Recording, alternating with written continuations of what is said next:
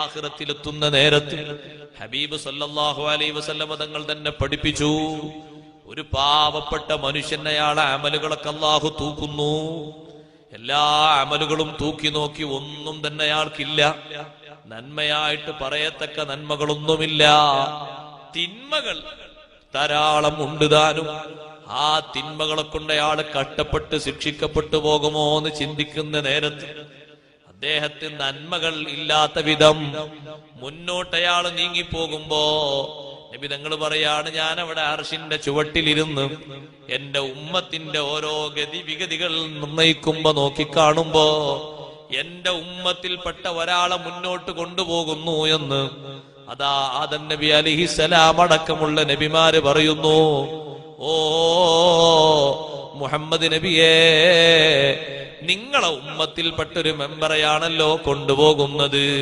ഹബീബ് സല്ലല്ലാഹു അലൈഹി വസല്ലം തങ്ങൾ പറയുന്നു, ഞാൻ ഉടനെ എണീക്കും, ഞാൻ പെട്ടെന്ന് ഇറങ്ങി പുറപ്പെടും. ഞാൻ അവിടെ എത്തുമ്പോ മലക്കുകൾ സജീവമായി ആ വ്യക്തിയെ മുന്നോട്ട് കൊണ്ടുപോകുമ്പോ ഞാൻ പറയുന്നു, ഖിഫൂലി ഇബാദല്ലാഹ്, അല്ലാഹുവിന്റെ അടിമകളായ മലക്കുകളെ, എനിക്ക് വേണ്ടി നിങ്ങളൊന്ന് വെയിറ്റ് ചെയ്യണം, ഒന്ന് താമസം ചെയ്യണം. ഞാനൊന്ന് ചോദിക്കട്ടെ, ഈ വ്യക്തി ആരാണെന്ന് ഞാനൊന്ന് തിരിച്ചറിയട്ടെ, അദ്ദേഹം എനിക്ക് സ്വലാത്ത് ചൊല്ലിയിട്ടുണ്ടോ എന്ന് ഞാനൊന്ന് നോക്കട്ടെ. അവസാനത്തെ ഒരു പിടിവള്ളിയെങ്കിലും നമുക്കുണ്ടാകണ്ടേ. ഹബീബ് സല്ലല്ലാഹു അലൈഹി വസല്ലം തങ്ങൾ നമുക്കതിന് കാരണക്കാരായി വർത്തിക്കുന്നൊരു നേരമല്ലേ. ആ സമയത്ത് മലക്കുകൾ പറയുന്നു, ഞങ്ങൾ ഇവിടെ നിൽക്കൂല, ഞങ്ങളോട് ഇദ്ദേഹത്തെ കൊണ്ടുപോകാൻ അല്ലാഹുവിന്റെ ഭാഗത്തുനിന്ന് ഉത്തരവ് വന്നിട്ടുണ്ട്. ഉടനെ തന്നെ പറയുന്നു, അല്ലാഹുവേ, എന്റെ ഉമ്മത്തിന്റെ വിഷയത്തില് നീ എന്നെ പരാജയപ്പെടുത്തൂല എന്ന് എനിക്ക് നീ വാക്ക് തന്നിട്ടില്ലേ അല്ലാ. എന്റെ ഉമ്മത്തിൽപ്പെട്ടൊരു മെമ്പറാണല്ലോ. അല്ലാഹുവിന്റെ ഭാഗത്ത് നിന്ന് നിർദ്ദേശം വരുന്നു, മലക്കുകളെ, ഖിഫൂലി മുഹമ്മദിൻ സല്ലല്ലാഹു അലൈഹി വസല്ലം, മുഹമ്മദ് നബി സല്ലല്ലാഹു അലൈഹി വസല്ലം തങ്ങൾക്ക് വേണ്ടി ഒന്ന് താമസം ചെയ്തു കൊടുക്കൂ. മലക്കുകൾ അവിടെ നിൽക്കുകയാണ്. ആ വ്യക്തിയെ അടുത്ത് ഞാനൊന്ന് പോകുന്നു. നബി തങ്ങൾ പറയുന്നു, ഞാൻ അയാളെ കണ്ടിട്ട് അയാളെ മുഖത്തുനിന്ന് ശരിക്ക് വായിച്ചറിയാൻ പറ്റും. സ്വലാത്ത് ചൊല്ലിയ ആളാണോ, എന്നെ ബഹുമാനിച്ച ആളാണോ, എന്നെ മഹബത്ത് വെച്ച ആളാണോ. വൈകല്യങ്ങളൊക്കെ ഉണ്ടാകും, സ്വാഭാവികമാണ്, അല്ലാഹു മാപ്പാക്കി തരട്ടെ.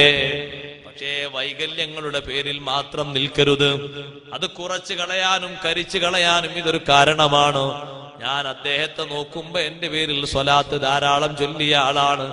വിധങ്ങൾ പറയുന്നു, ഒരു ചെറിയ ബിത്വാക്ക, ഒരു സിം കാർഡ് വലുപ്പത്തിലുള്ള ചെറിയൊരു കാർഡ് ഞാൻ എന്റെ ഊരക്കെട്ടിൽ നിന്നെടുത്തിട്ട് മീസാനിന്റെ തട്ടിലേക്ക് ഇട്ടുകൊടുക്കുന്നു. ഹസനാത്തിന്റെ തട്ട് കനം തൂങ്ങുന്നു. വെപ്രാളപ്പെടുന്ന മനുഷ്യന്റെ മുഖത്ത് സന്തോഷം വരുന്നു. സന്തോഷം കൊണ്ട് അദ്ദേഹം ചോദിക്കുകയാണ്, മൻ അന്തല്ലദീ മന്നല്ലാഹു അലയ്യ ബികാ, നിങ്ങൾ ആരാണ്, നിങ്ങൾ എനിക്കറിയില്ലല്ലോ, നിങ്ങൾ കാരണം അല്ലാഹു എനിക്ക് വലിയ ഗുണമാണല്ലോ ചെയ്തത്.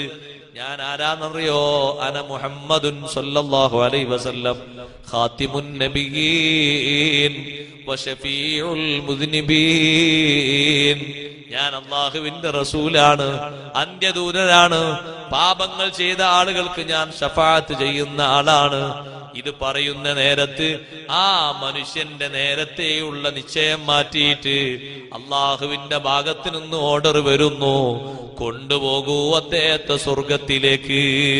സഹോദരന്മാരെ, അവിടെ പാപം പുറത്തു കിട്ടാൻ, അവിടെ രക്ഷപ്പെടാൻ, ഏറ്റവും വലിയ ടെൻഷനായ നരകലോകം മാറിക്കിട്ടാൻ നമുക്ക് തുണയാകുന്നത് മുഹമ്മദുർ റസൂലുള്ളാഹി സ്വല്ലല്ലാഹു അലൈഹി വസല്ലം തങ്ങളാണ്.